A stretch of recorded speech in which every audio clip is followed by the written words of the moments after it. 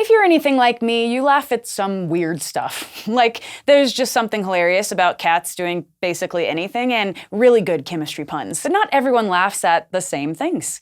People have been trying to figure out what makes something funny for thousands of years, and we might finally be able to explain it. Over the centuries, there have been plenty of hypotheses about why stuff makes us laugh, and they all explain at least part of the picture. There's one idea called superiority theory, which says we laugh at misfortunes and shortcomings that make us feel better than other people. It dates all the way back to Aristotle and Plato, and it covers some kinds of humor, like if your rival football team blows the championship. But it definitely doesn't explain them all. So in the 1700s, a new idea called relief theory was introduced.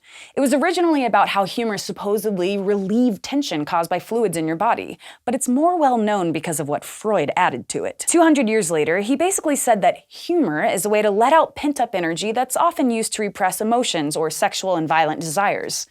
Because it's Freud. So why not? Sure, that would explain dirty jokes, but it still wouldn't explain why we laugh at innocent puns. Another idea that started around the 1700s, and that makes a lot more sense, is incongruity theory, which says something is funny when it surprises us. The setup leads us to expect one thing, but the punchline gives us something completely different. It seems reasonable, but studies have shown that surprise alone isn't enough to make us laugh. In one study from 1974, jokes that were predictable were actually rated as funnier than jokes that weren't. In 2010, a study finally proposed an idea with some promise, the benign violation theory. It says that something must be both in violation of an accepted social norm and relatively harmless to make us laugh. So, inappropriate, but not that terrible. The researchers did a number of studies as they were developing this. In one of them, about 70 people were asked to consider pairs of scenarios, one that violated a norm and one that didn't. One example involved the mother of the bride at a wedding.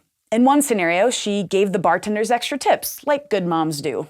And in the other, she stole all the cash and pocketed the tips herself. Some people didn't laugh at either option, but the scenario that violated the norm, in this case the mom stealing money at her daughter's wedding, was rated as way funnier than the one that didn't. What's cool about this idea is that it can also explain why things aren't funny. Basically, if something is too harmless, it's boring. But if it's too big of a violation, it's offensive. And whether or not a joke crosses that line often depends on how much the subject hits close to home or how much it means to you. In a 2012 study by the same team, 90 participants read two scenarios about a woman who accidentally donated money to a cause. She texted a hotline number, but didn't realize that the donations would end up on her cell phone bill at the end of the month. In one scenario, she accidentally spent $50.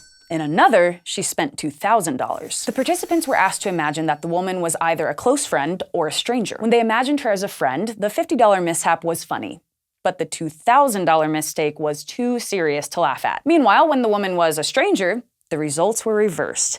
$2,000 was funny, and $50 was too boring. Imagining the woman as someone who wasn't close to them meant that the violation could be a lot worse, and the situation would still be hilarious, because the participants weren't invested in it. It's also why, when someone makes a joke about something you really care about, like doing well on a test, you're more likely to find it insensitive instead of funny. And the same idea applies when somebody makes a joke about a crisis. If the crisis is happening right now, the joke might be in bad taste.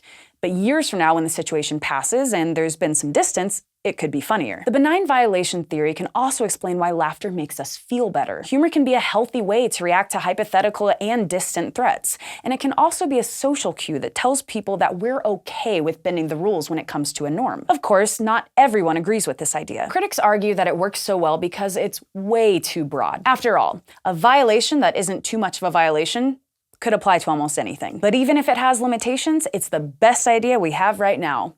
And if you're trying to pick that perfect joke for your next icebreaker, maybe it'll help you out. Thanks for watching this episode of SciShow Psych, and especially to our patrons on Patreon for making it possible.